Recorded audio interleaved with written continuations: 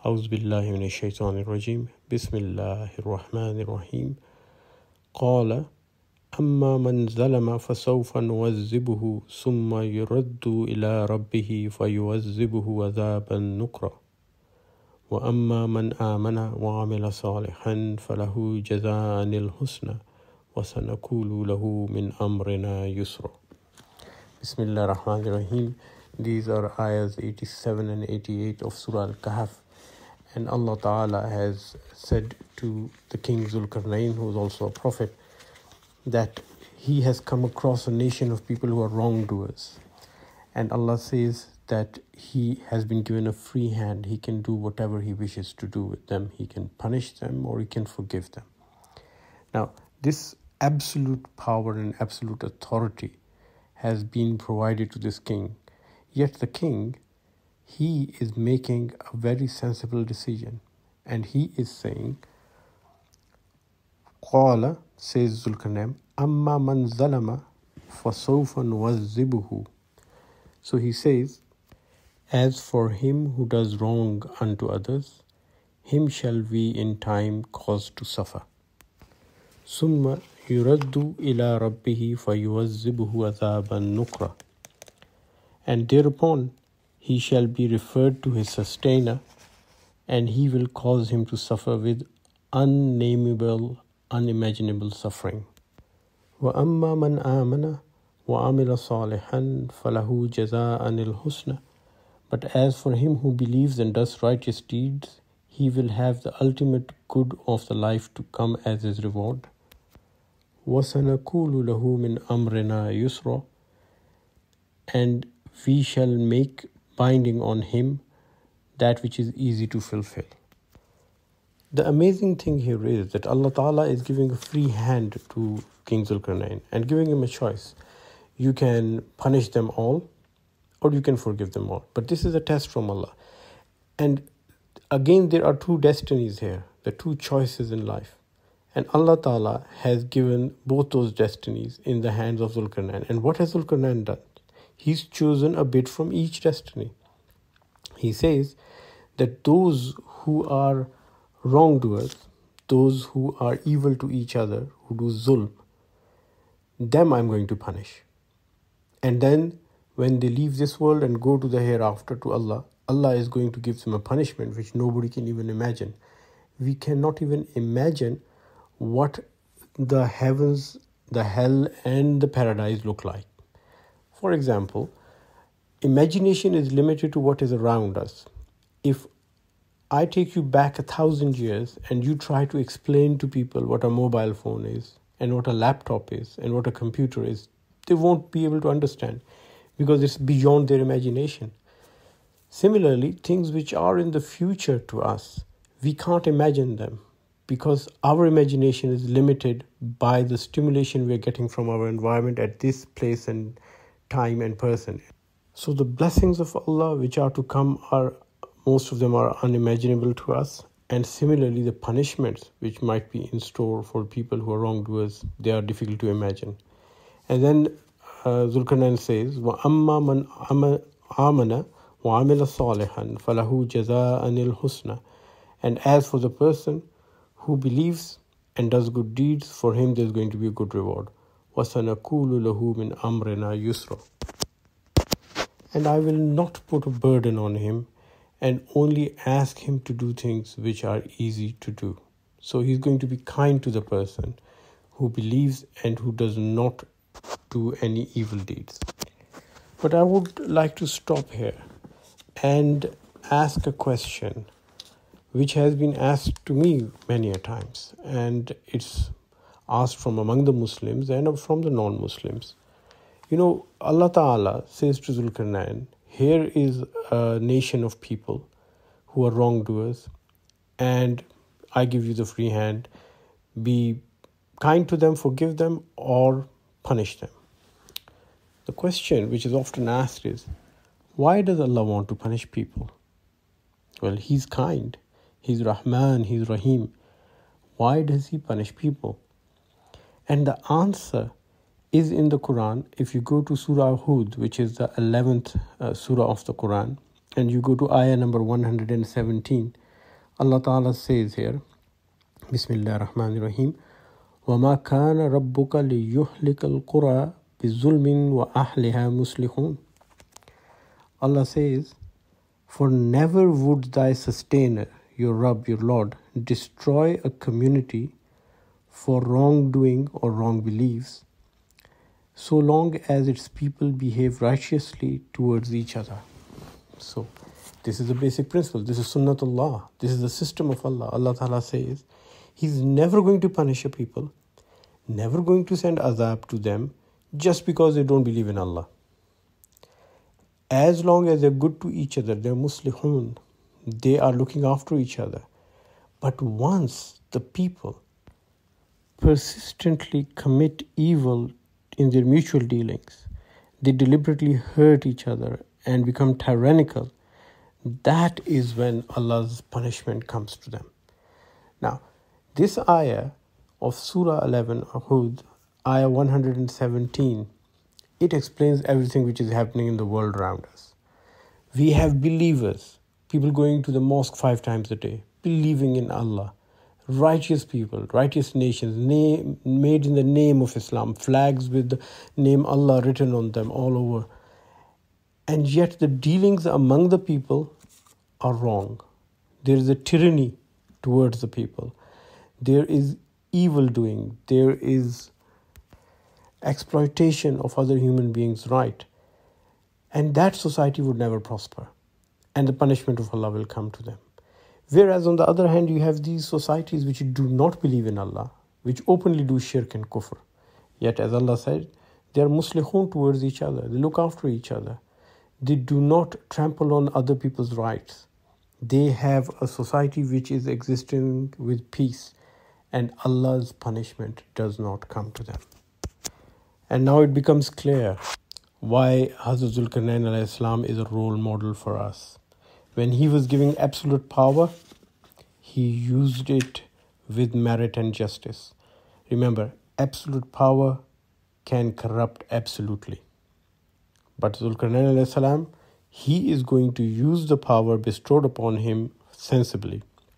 He says people who are exploiting each other's rights, who are doing the wrong thing, who are doing injustice, they would be punished. And not only is he going to punish them, Allah is also going to punish them. And he will only punish those who are punishable by Allah, not by his own will. And then those people who are good, he is going to give them a reward and he's going to make life easier for them. And this is the basic concept of Islam. One of the biggest confusions we have in our society is about good and bad, about right and wrong. And you see all these kind of discussions. There is discussion going on in the society that so-and-so society is male-dominated, it's a patriarchal society, and women are being exploited, and women are being suppressed. And then in some societies, the minorities are being suppressed, and in other countries and other parts of the world, they say a certain ethnic clan is being suppressed. And there's a lot of confusion. So women are out on the street, women are saying we need our rights, we need the oppression to end. And then you see men are out on the street from a minority group and say we need our rights, we are being oppressed. Allah Ta'ala has clearly shown in the Quran what's happening. In the human society, there are 2 types of people, the powerful and the powerless. The powerful tend to exploit the powerless. And that is the root of all evil. It's not about the setup of the society. It's not about men being dominating over women, and it's not being majority dominating over minority. There are households and nations where women are transgressing against men. For example, we've all heard of the mother-in-law and the daughter-in-law problems. Now, when the mother-in-law is empowered, she might use her power and she might take away the rights of her daughter-in-law who is less empowered or who is not empowered at all. And then on the other hand, if the daughter-in-law is empowered and if she's rich and she comes from a strong family, she might take away the rights and abuse her in-laws. Same happens with minority and majorities. There are many countries in the world where the minorities are ruling the majority. A small number of people from a certain ethnic clan, from a certain religious group are ruling. a majority of people who do not have anything in common with them, and they're exploiting them. Yet in other countries, the majority is exploiting the minority. So it is not a male-female problem. It's not a majority-minority problem. It's the struggle between the powerful and the powerless. And Allah Ta'ala in the Quran has laid down two principles. Number one, the one who's powerful, his or her power should be curtailed. There should be limits of the power. And he or she should use the power thinking and knowing that this power is bestowed upon them from Allah. Like Zulkarnain is being given the power from Allah directly. And Allah is saying, what are you going to do with it? And he says, for the evil ones, for the ones who are making trouble for other people, I will use this power to punish them. For the good doers, the ones who are not making trouble for the people, who are not carrying out injustice in the society, I'll use this power to empower them, to help them. And that's where the second principle of Quran comes in, that the weak should be empowered. And throughout the Quran you see this, that whenever there is someone weak, Allah empowers them. For example, the orphans, Allah says, Ikramul Yatim, give them honor and respect. They are weak, but you give them honor and respect. Similarly, for the poor, the one who's suffering, you give them help. You go out of your way to help them. And that way you empower them. And I think one of the biggest problems in our society is that we have these small factions and small groups who are fighting for their rights and they don't get together.